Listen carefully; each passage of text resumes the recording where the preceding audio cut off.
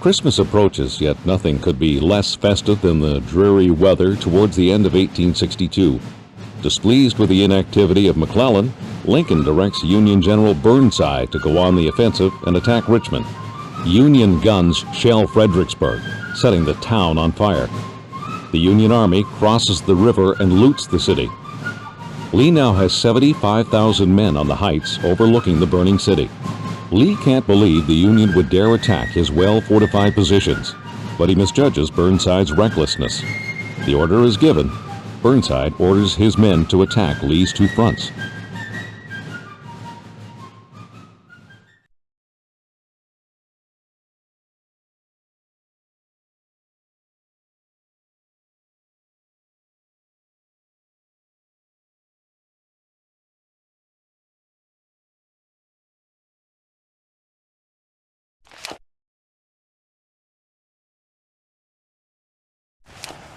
We hold that bridge, soldiers, or we won't be going home for Christmas. We'll be planted here till Judgment Day. When can we get this started? Everyone back home is counting on us. Now move! The Rebs have their reinforcements. We got no... Follow me or die where you stand. Don't forget me. You can still fight. Move!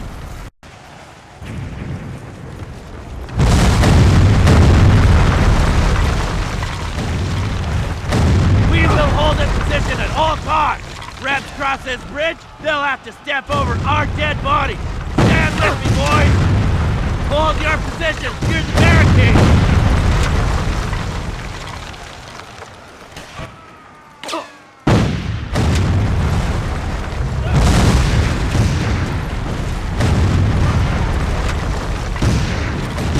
Kill them all!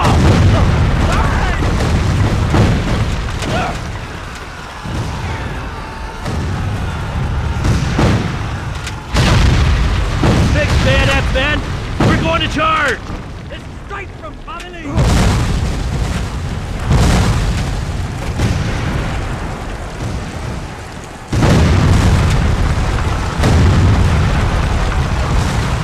Take cover, you fool! Give him the barrel!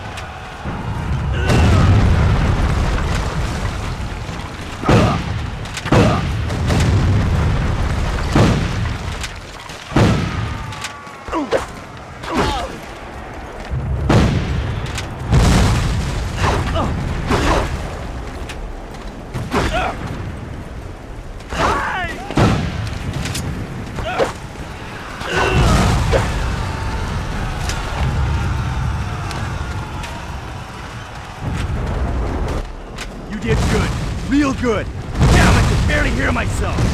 We're gonna take out those cannon emplacements and anything that can kill man. We've got the entire brigade coming through here, and it's not to be safe. Godspeed.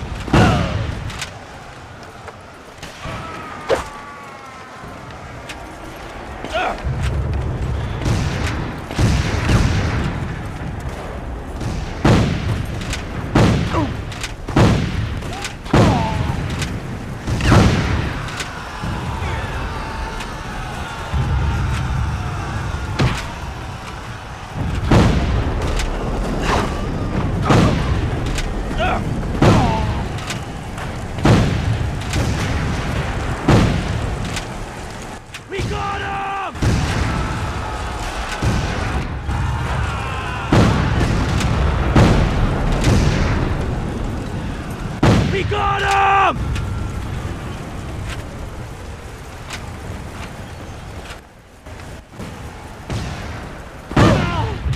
Keep going, man!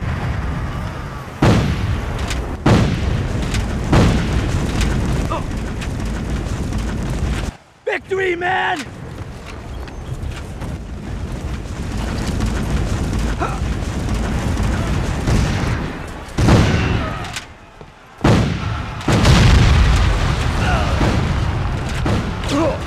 Take out the Gatling, then rip down their flag! Victory, man! Kill them all!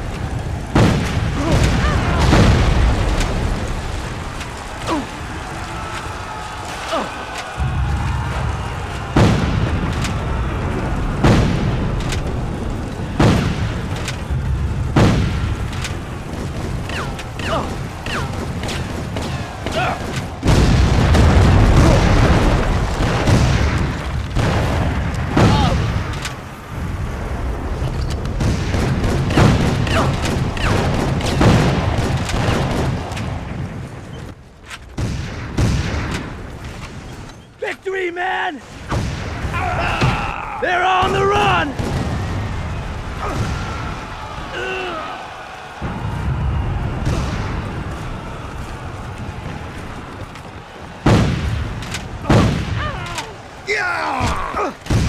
They're on the run!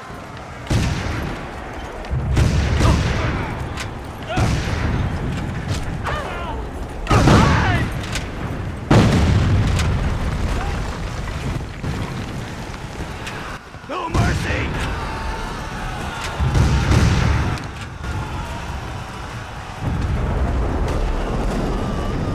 We're falling back!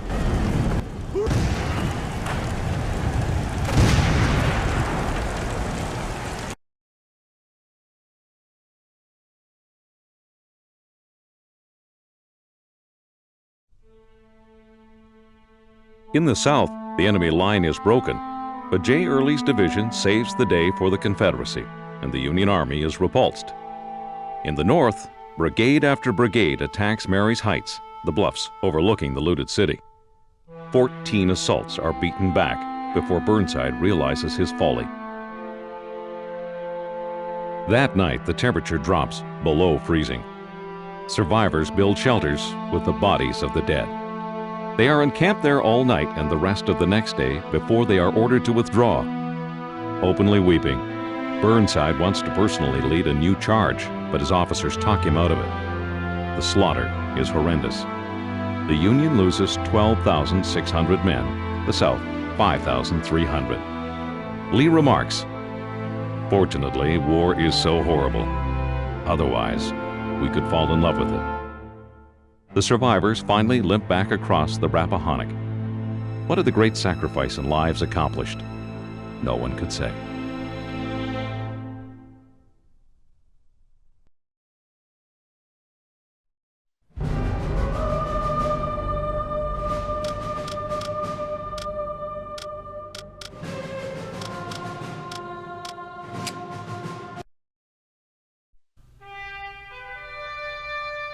July 21st, 1861 is a beautiful day for the first major battle of the war.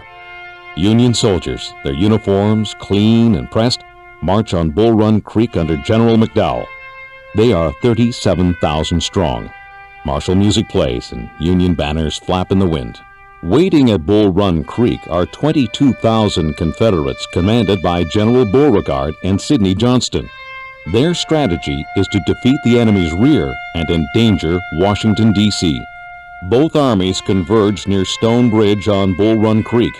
A small contingent of Northerners block the southern advance of the bridge.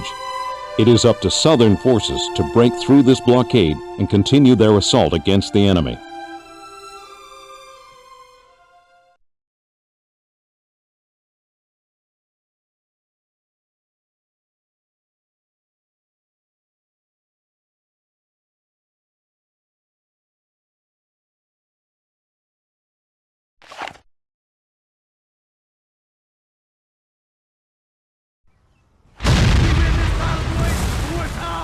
take it! Keep coming, boys! Turn and run!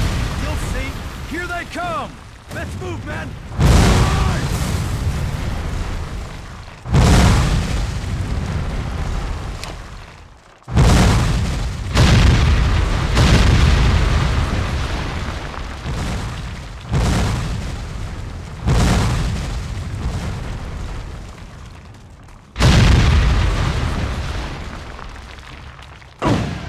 Falling back!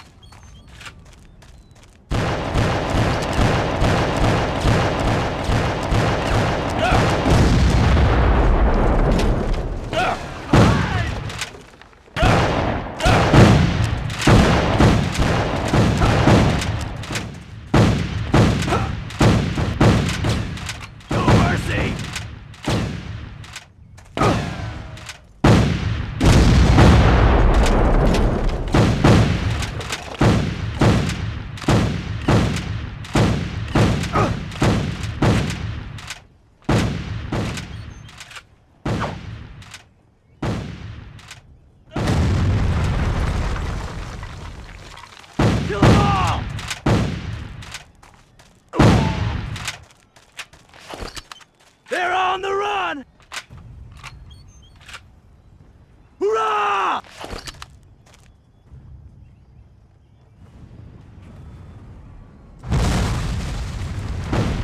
They're falling back!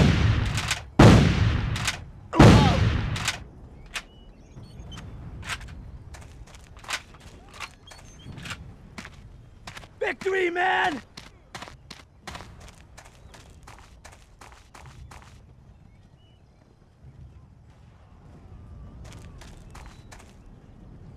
Follow me to glory!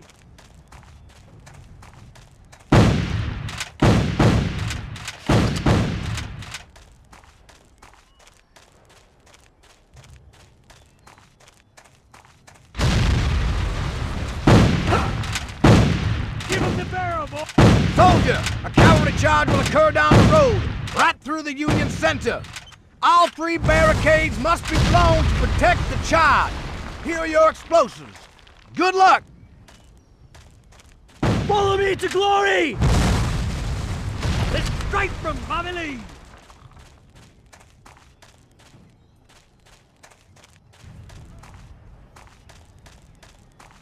No mercy!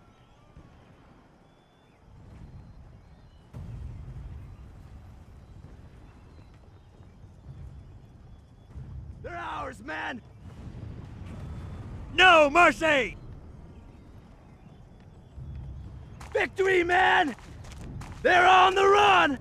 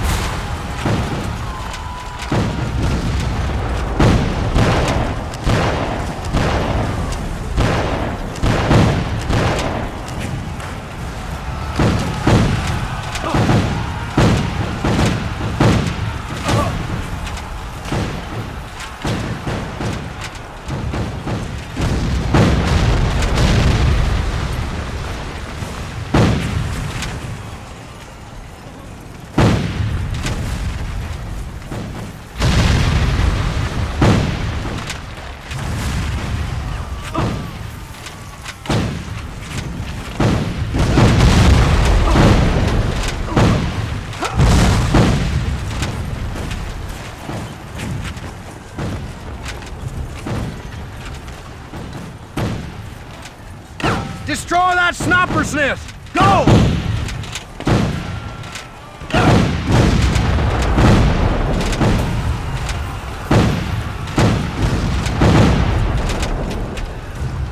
We got him!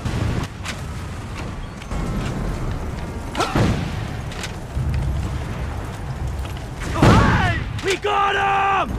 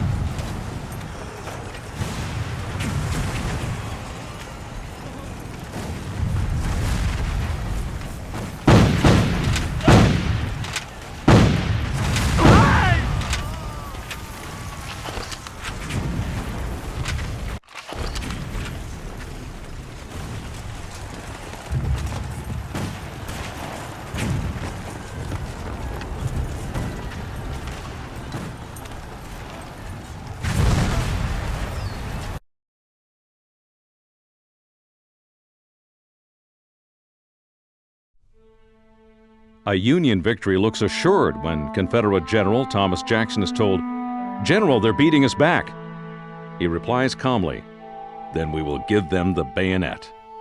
His bold defense turns the tide of the battle and forever enshrines him in military lore as Stonewall Jackson.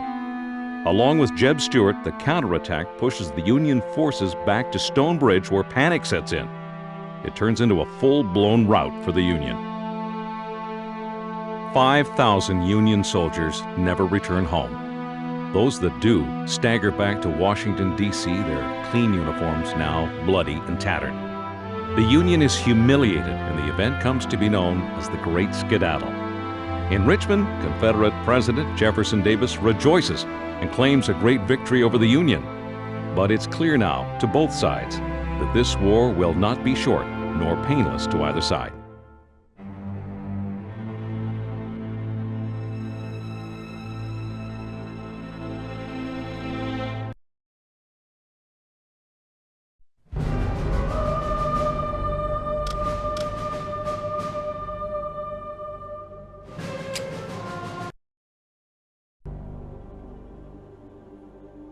July 1863. Confederate President Jeff Davis urges Lee to take the battle to the north. Lee sends Jeb Stuart around Union lines to invade the north in Pennsylvania. Stuart stumbles upon Gettysburg for no other reason than it warehouses boots, badly needed by his soldiers. Union generals Buford and Meade both converge on the rural Pennsylvania town. In no time at all, a ferocious battle begins. On the second day of fighting, in spite of the advice of his generals, Lee starts to attack the enemy's flanks at Little Round Top. The Federals must hold this position, or their entire line will be exposed to the Southern attack.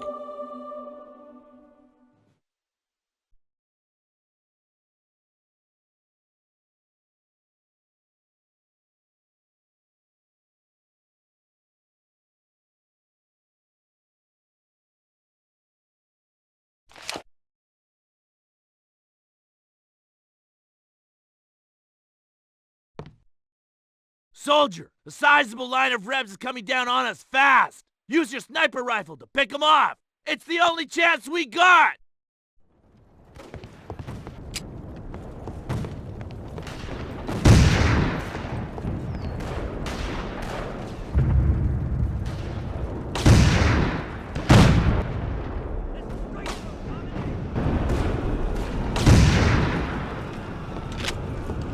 We got him!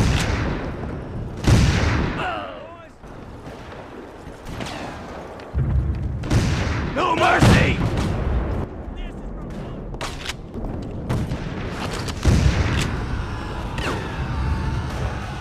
They're falling back!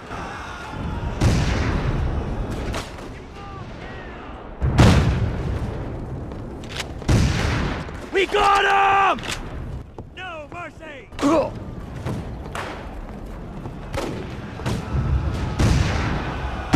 Kill them all!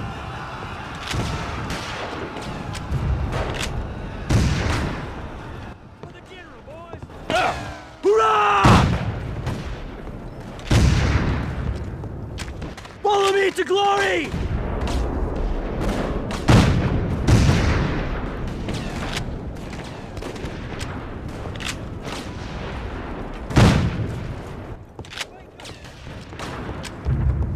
Victory, man!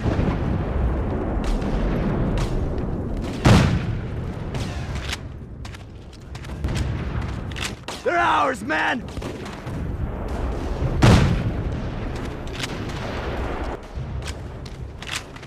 They're ours, man!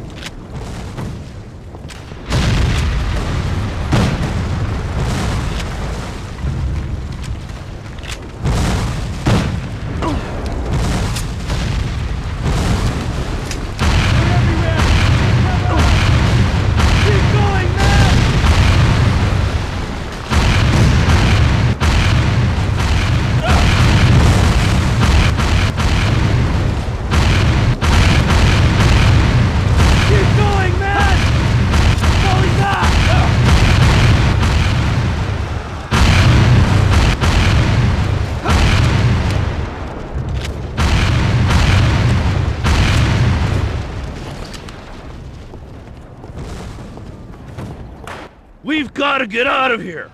Retreat to Little Round Top on the double. Eliminate every soldier on the way.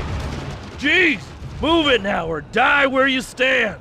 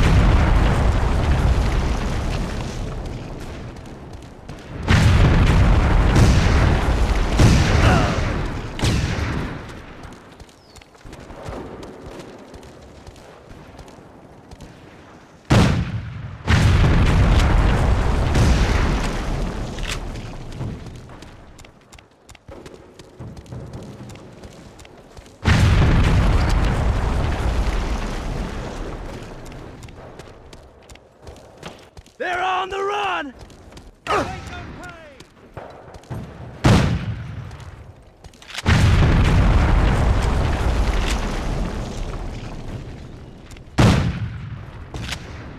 This is from...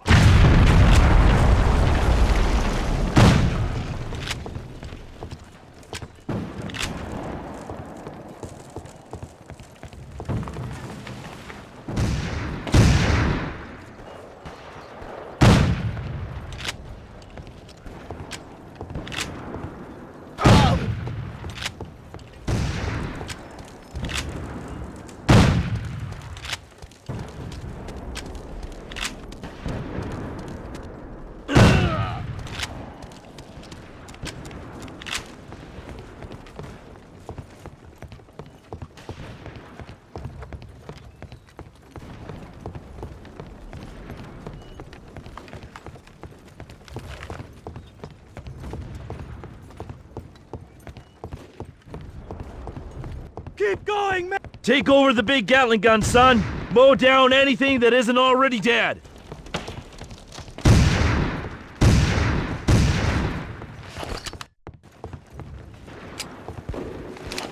They're on the run!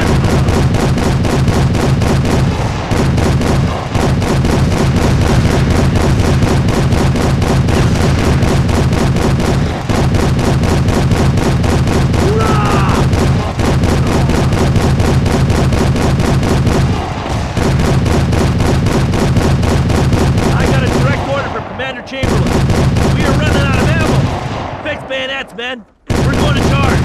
We've got no other option. Move!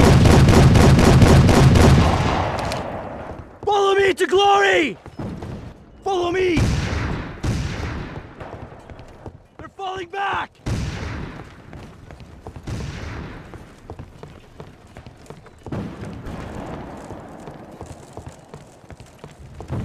Fix bayonets, men! We're going to charge!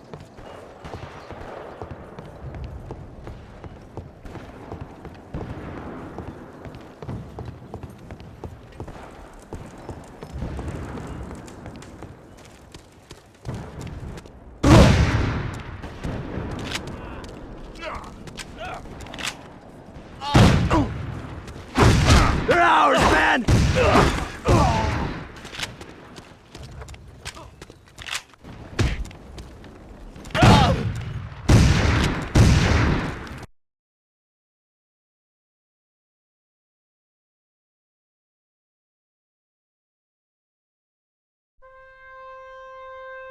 The third day of battle is no less fateful.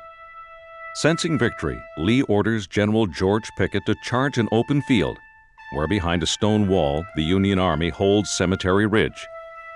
At 2 p.m., Pickett begins his charge with 13,000 men. Red flags wave and bayonets shine in the July sun. It's an unimaginable slaughter.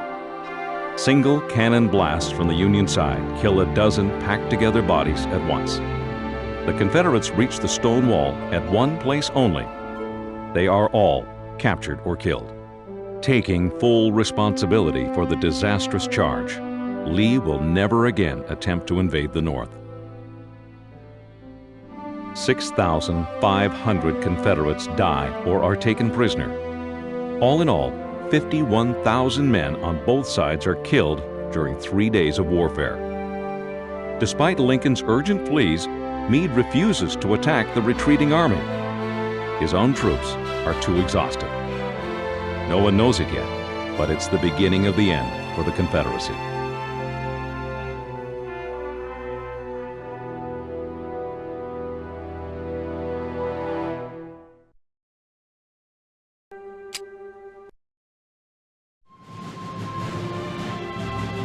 Spring of 1862. General McClellan refuses to fight with his enormous Army of the Potomac, but General Ulysses S. Grant is anything but timid. He camps on the west side of the Tennessee River at Pittsburg Landing. Across from him, Sidney Johnston masses his troops in Corinth and plans a surprise attack. Grant's large encampment, 42 kilometers in size, is not properly defended. In the early morning, commanding an equal force of raw recruits, Confederate General Johnston knows he has to stop Grant now before reinforcements arrive. But before the battle is about to begin, a small group of soldiers is about to infiltrate the enemy's positions.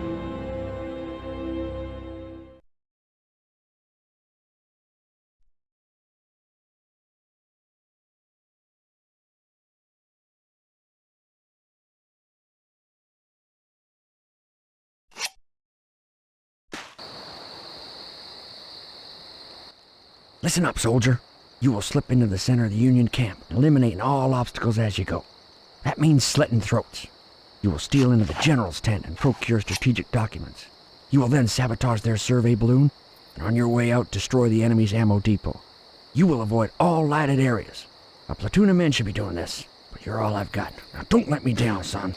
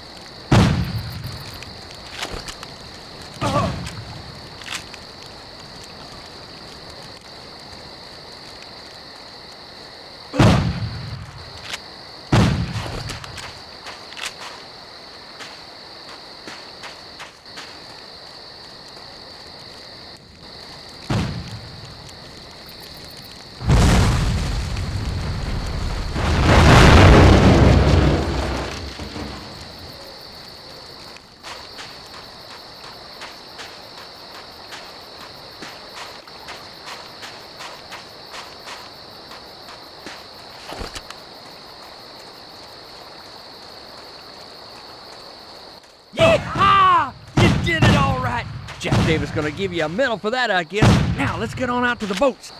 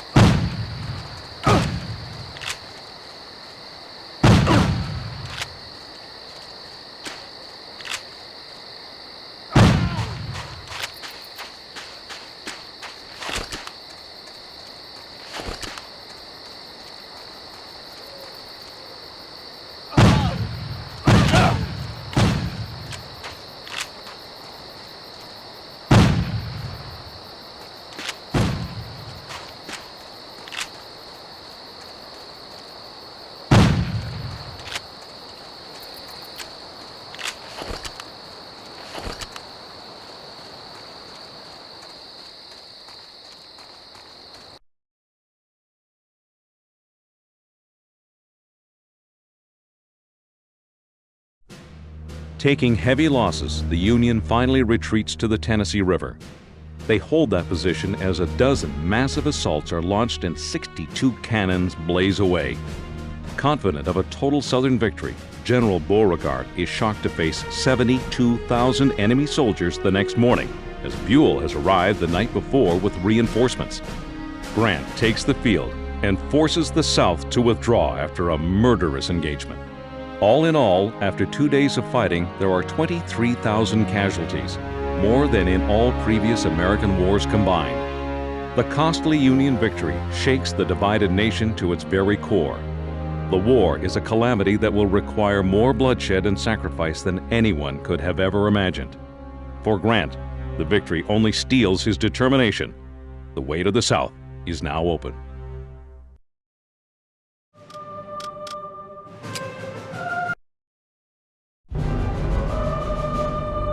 In late November of 1863, the Western theater of war is not going well for the Union. After a crushing defeat at Chickamauga Creek, the North withdraws back to Chattanooga. Remarking that General Rosecrans looks stunned and confused like a duck hit on the head, Lincoln replaces him with Ulysses S. Grant. Southerners hold 3 key positions overlooking the city. General Hooker attacks the South's left flank, Sherman the right. Losing his way in the mist, Sherman charges in the wrong direction. Along with Sheridan, Grant orders the hero of Chickamauga, George Henry Thomas, to assault the center of the rebel stronghold. It's a bold but dangerous decision.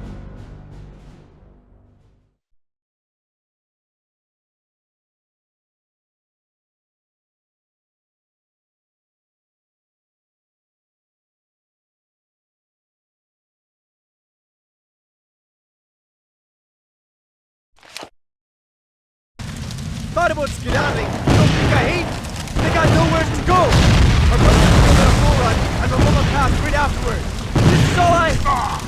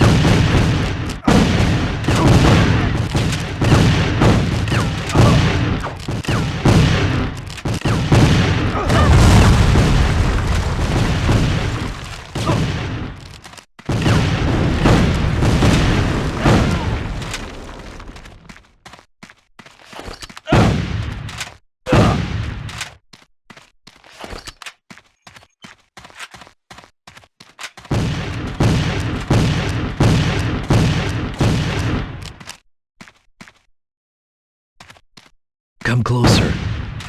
There's a weak spot. Enemy lines. Take the news to the commander north of here. Tell him to attack and breach their lines. I wish I could be there with you, son.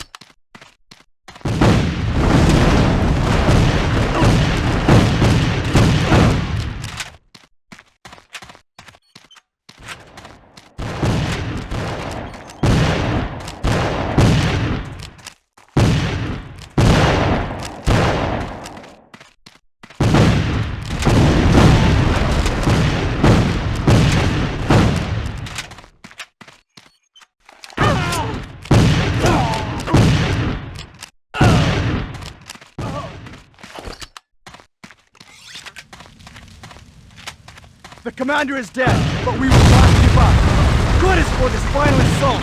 We will send them back to Richmond. Men, prepare to fight!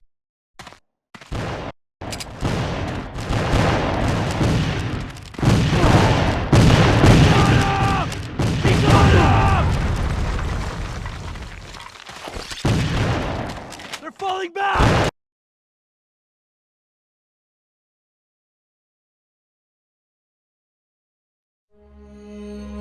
After capturing Lookout Mountain, General Phil Sheridan of the Union is so emboldened that he attacks the South's next stronghold, Missionary Ridge, without direct orders to do so. No matter. Nothing the Confederates can do is able to stop him. They withdraw after taking enormous losses. It's a great victory for the North, and the glory goes entirely to Grant, solidifying his hold as Lincoln's top commander.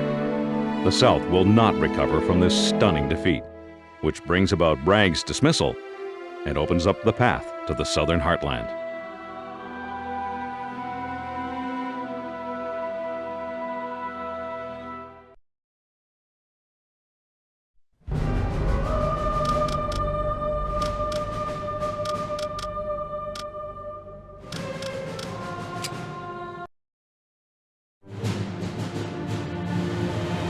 In the late summer of 1862, General Lee invades the North, hoping to deliver a fatal blow to the Union. Lincoln sends General McClellan to stop Lee in his tracks at Sharpsburg, Maryland. Even though McClellan captures Lee's dispatches, exposing his entire battle plan, the overly cautious Northern general still will not act for 2 days. This gives Lee more and more confidence. The North achieves a temporary advantage at Bloody Lane, where Confederate soldiers are trapped in a sunken road and slaughtered. In the southern section of the battlefield, Burnside attacks the bridge at Antietam Creek.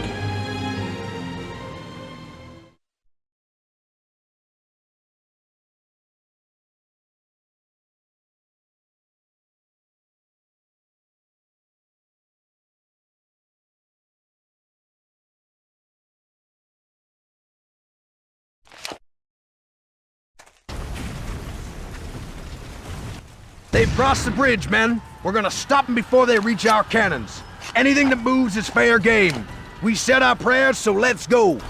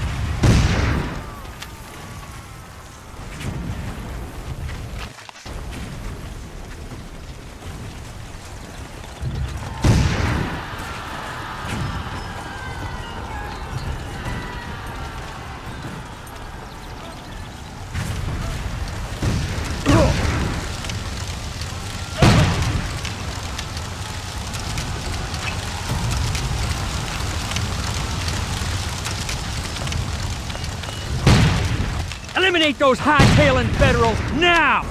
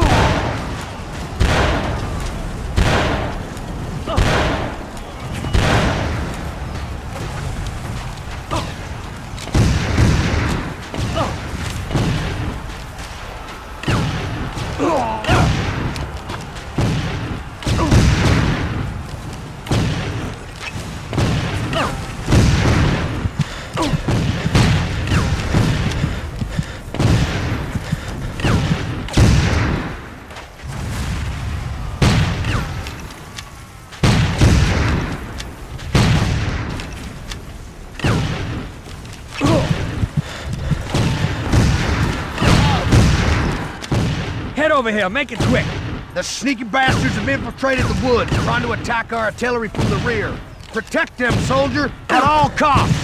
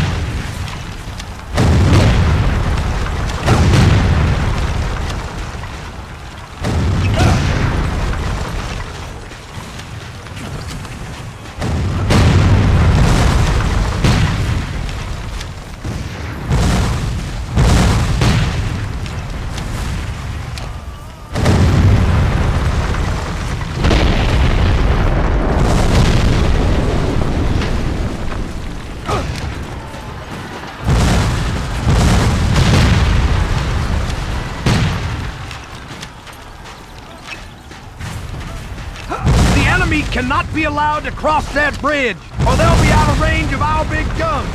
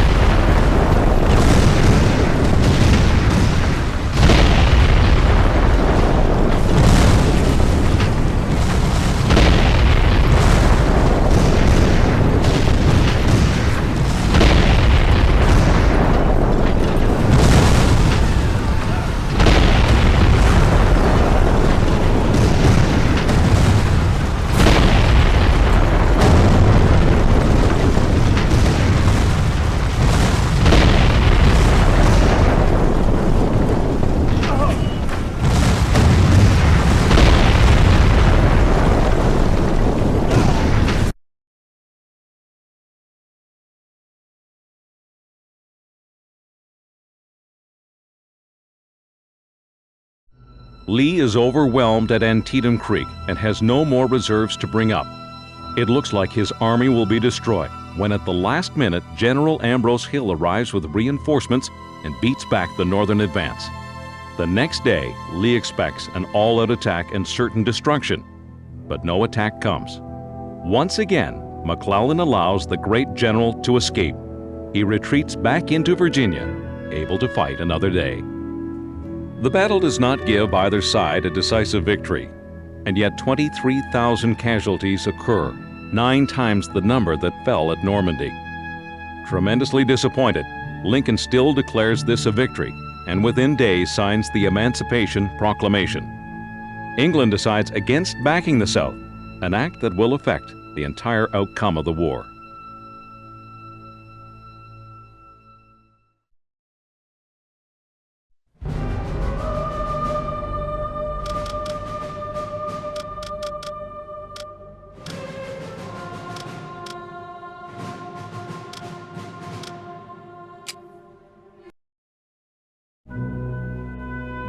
At the north of the Cape Fear River, the Confederacy in the early days of the war took control of a spit of land in North Carolina. Fort Fisher keeps Union ships at a distance, allowing blockade runners to smuggle in provisions for the South.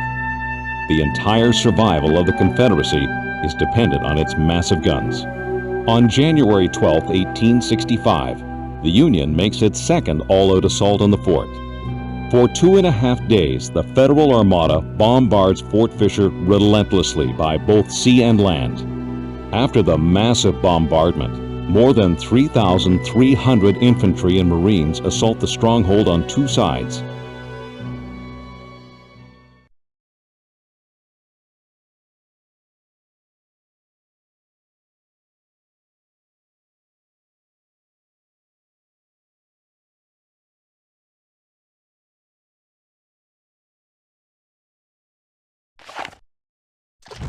You will secure the landing zone and eliminate all resistance. I want every one of you to meet me there. Wait at the wall breach for further orders. Forward!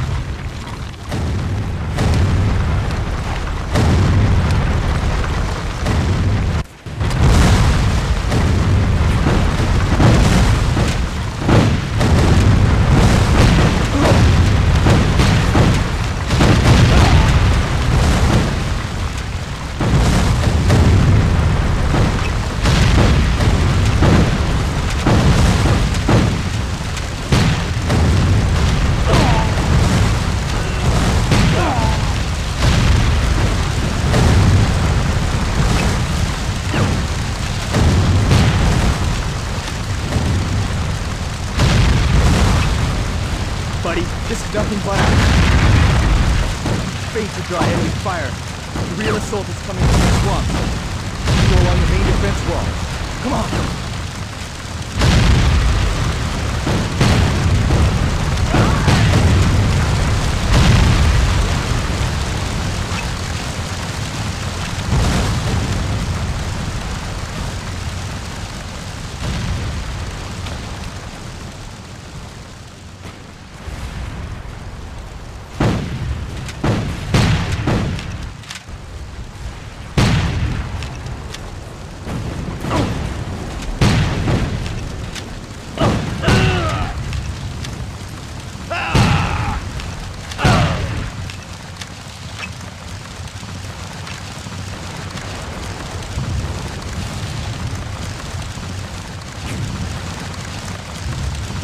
I'm hit, so it's all up to you.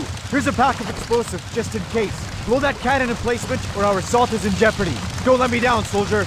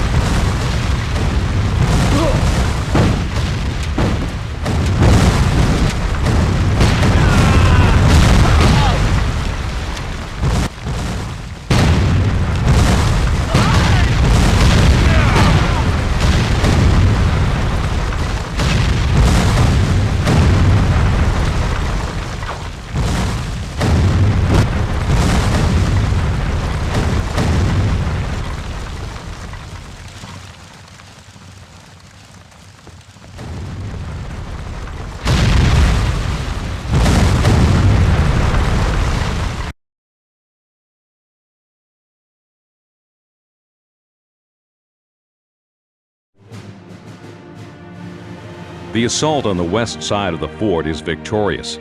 After several hours of horrendous hand-to-hand combat, the rebels call it quits, with only a small contingent retreating to Fort Buchanan. It doesn't take long for them to surrender as well. Wilmington, North Carolina is taken within weeks. Once supplies to the Confederacy are cut, the end is in sight for the Confederacy.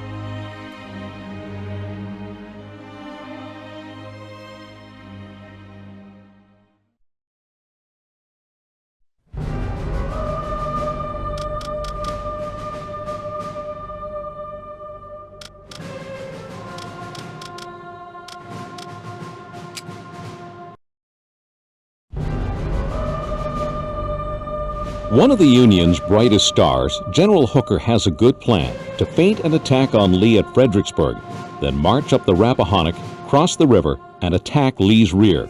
On April 30th, 1863, with 90,000 men, Hooker's main force reaches Chancellorsville. On May 2nd, Hooker stops his army when reaching Stonewall Jackson's troops. His officers urge him to press forward, but he delays. With 15,000 men, Lee keeps Hooker bottled up in the woods. Jackson leads the rest around the Union lines to attack their rear at Chancellorsville. Completely off guard, the Union troops fall back before darkness falls, desperately trying to ward off the attacking Southern forces.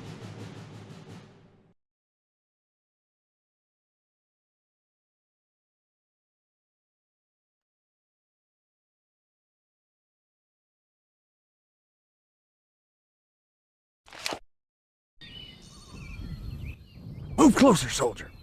Your job is to take out those signal towers yonder. Shoot any snipers or guards on the way. Understood? You do that, and there's a bigger prize. The ammo depot at the end of the camp.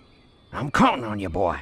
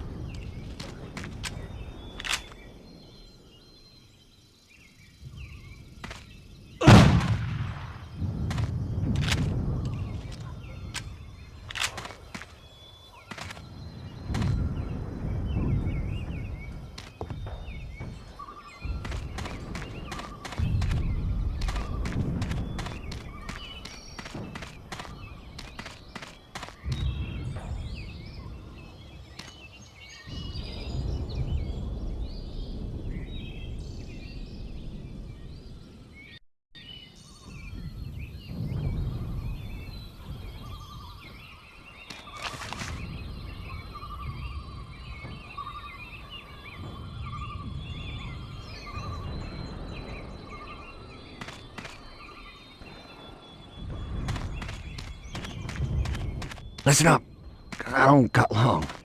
There's an ammo depot just beyond them trees. Best thing is to hit it from the other side. You set fire to them trees and blow it up. Now, don't mind me. I'm going to a good place. Now get!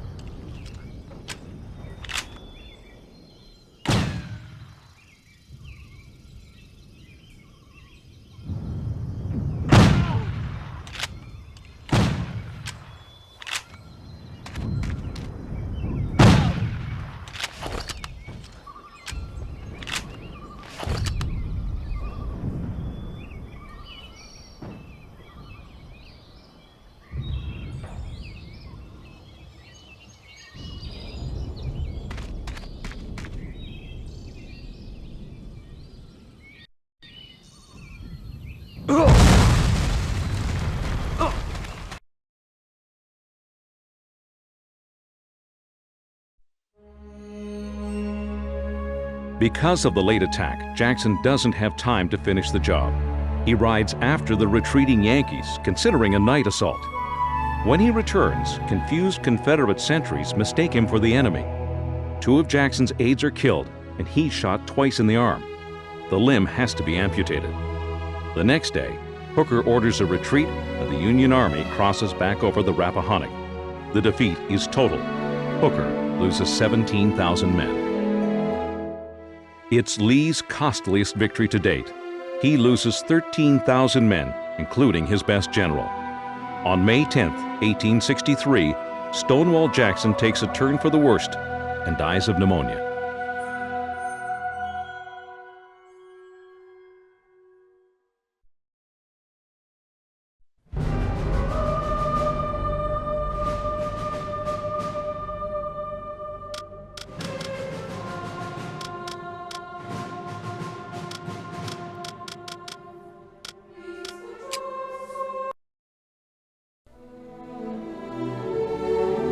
In the spring of 1865, as Southern forces suffer large casualties and a draining of supplies and resources, General James Wilson hopes to deliver a knockout blow in Selma. His plan is to capture and destroy the large Confederate arsenal there and draw away Nathan Bedford Forrest from Mobile. Major General Forrest is the war's most daring and colorful commander. No man is more feared by the North, except perhaps Robert E. Lee himself. Forrest gathers his forces to defend Selma. On April 1st, Wilson's advance guard meets Forrest's forward line at Ebenezer Church on the crossroads before the city. An intense standoff takes place at the outer works of the city.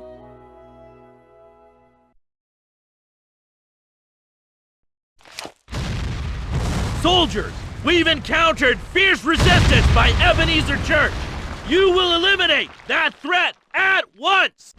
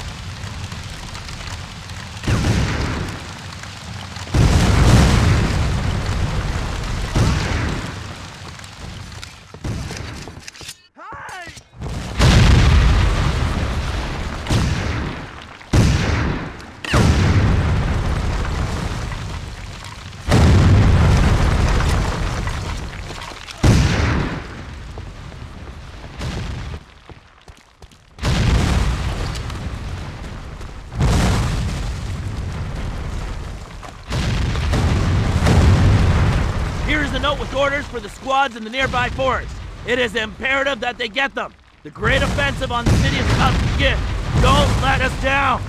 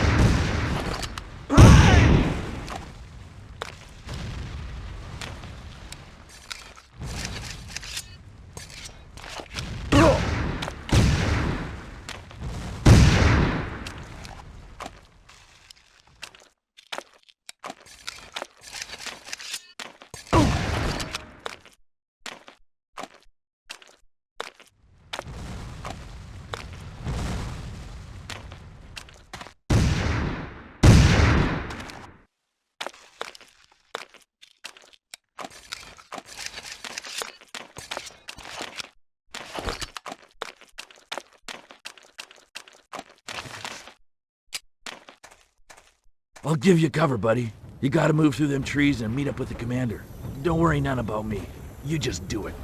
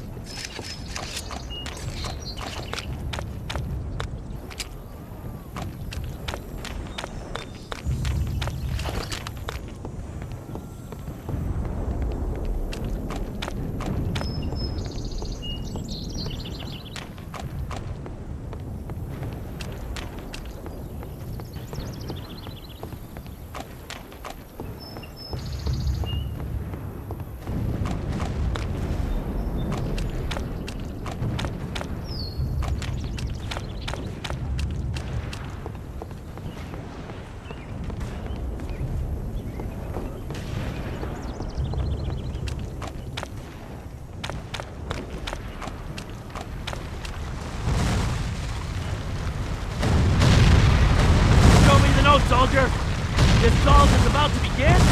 Very well. My men should already be in the city doing their work. That's it! Prepare yourselves, men! We have destroyed their warehouses. This means no ammo or weapons anymore. Victory's ours! Attack!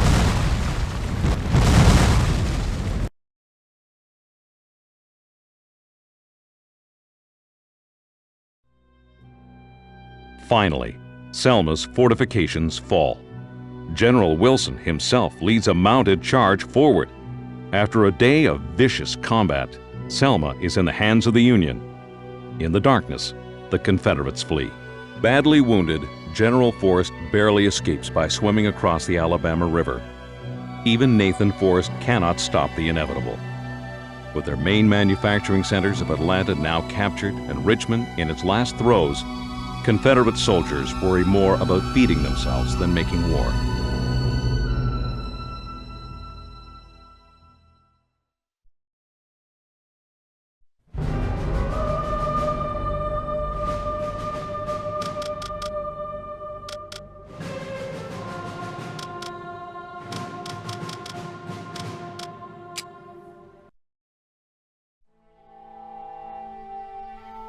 In the summer of 1863, Union General William Rosecrans forces the Confederate Army out of Chattanooga and into Georgia. Defeated at Perryville and Stones River, Confederate Commander Braxton Bragg is the most despised officer in the South. Finally, he retreats no more. On September 18th, Bragg makes a stand at Chickamauga Creek. Both armies clashed at the bridge over the Chickamauga, suffering horrendous losses. In a heavily forested area, Bragg assaults Rosecrans head-on. Union General George Henry Thomas holds his position until the evening. The next morning, Thomas is once again attacked. He somehow continues to fight the South off, but time is running out for the North.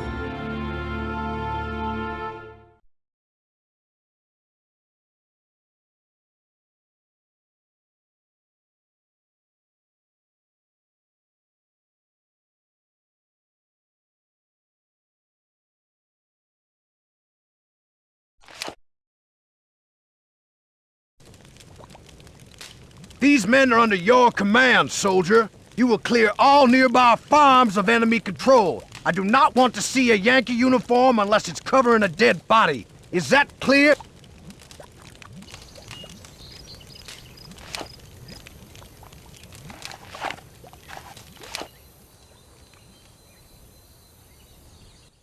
Send them back home, soldiers!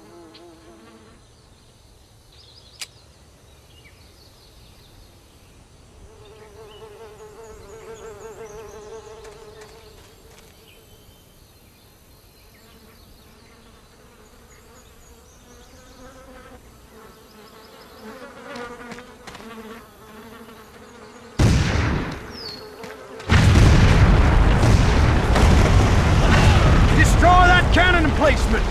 Forward, boys!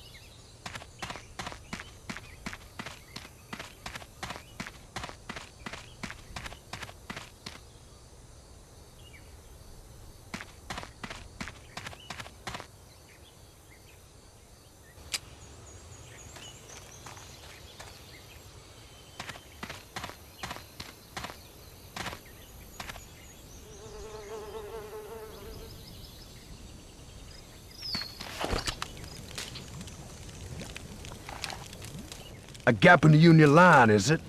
Very well. We'll take full advantage. Bring me a courier. Soldiers, prepare for an assault. You've done well, soldier. The battle may well turn at your initiative.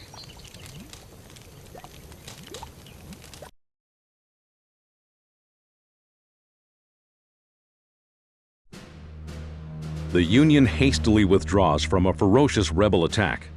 Fortunately, General Henry Thomas commands the remnants of 7 divisions of the Army of the Cumberland. He repulses assault after assault, barely averting a complete rout of the Union. He later is lionized as the Rock of Chickamauga for the heroics he shows that day. It turns out to be the 2 bloodiest days of the war. The Yankees lose over 16,000 men, and the South over 20,000. Licking their wounds, the North withdraws to Chattanooga. Humiliated by the loss, Lincoln replaces Rosecrans with Grant. It turns out to be his best decision of the war.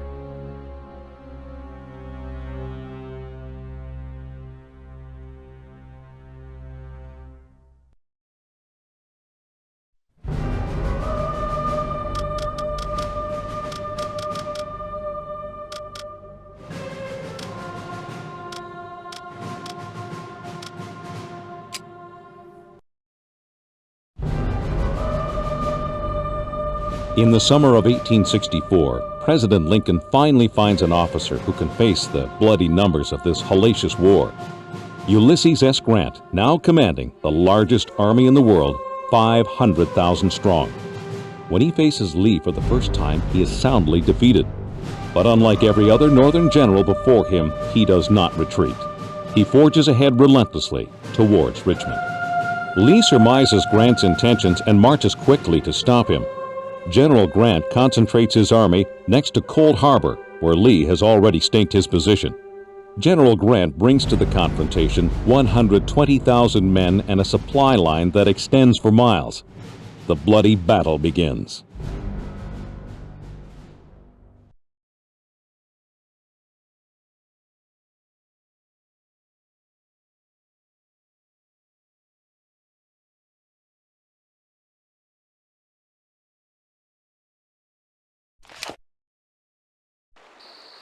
Don't just sit there. I got word we're on the move.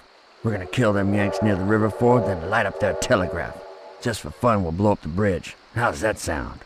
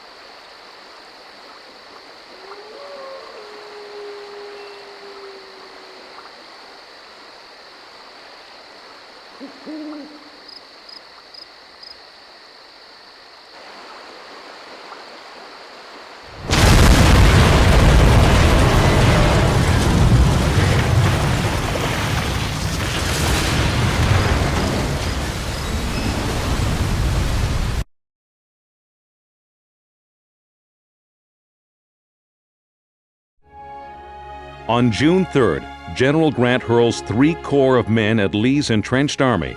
The battle is quick and decisive. In 20 minutes, 7,000 men are killed. Despite the terrible loss of life, it's a standoff. The South stops the North temporarily, but cannot halt their relentless march on Richmond. Despite its heroism and willingness to sacrifice all for the Confederacy, the South cannot match the superior numbers and resources of the Union. The end is in sight for the brave soldiers in blue.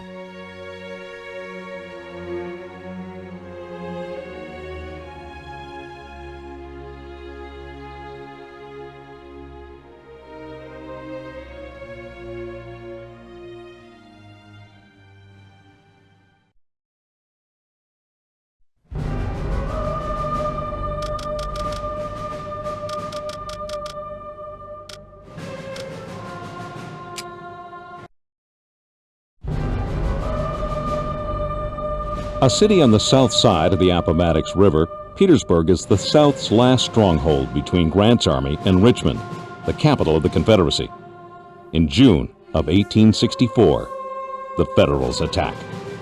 Lee knows he cannot ultimately win, but has no choice but to defend the city. A long siege begins. Union forces lay siege for 9 long months. The Confederates build massive entrenchments to beat off the superior Northern forces. On April 2, 1865, Federals make a breakthrough into the city. In Petersburg, everything burns, and every street captured must be paid for in blood. Finally, the Union makes its way towards the last point of Confederate resistance.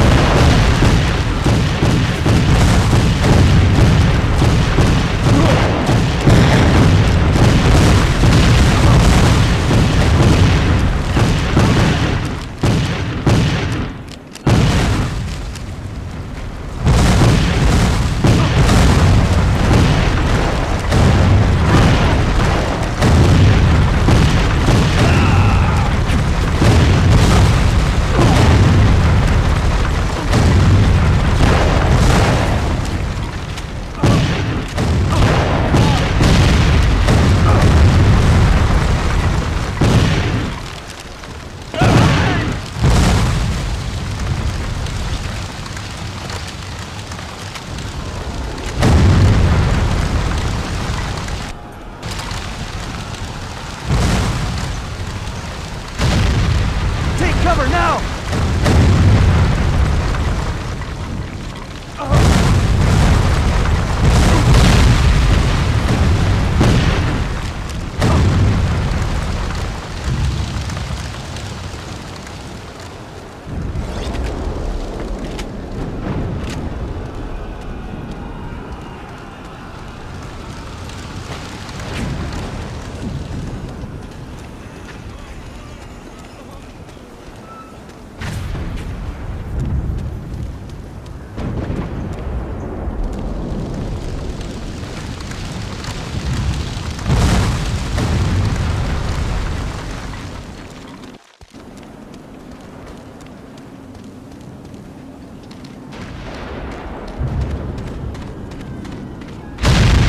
I don't know about you, but I want to be the one to tear down that rebel flag.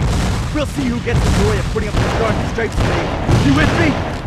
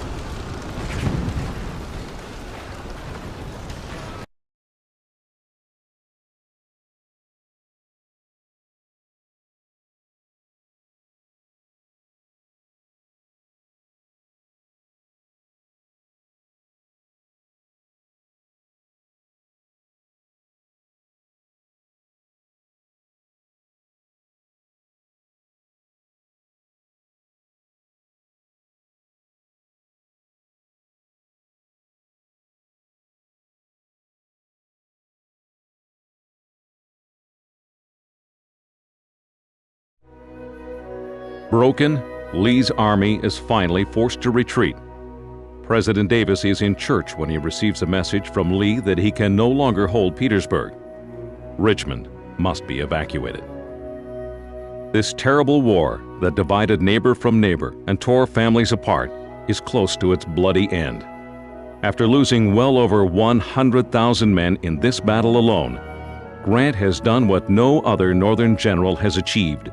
From now on, the country is finally able to look towards the future and begin the great healing process that will unite the nation once again.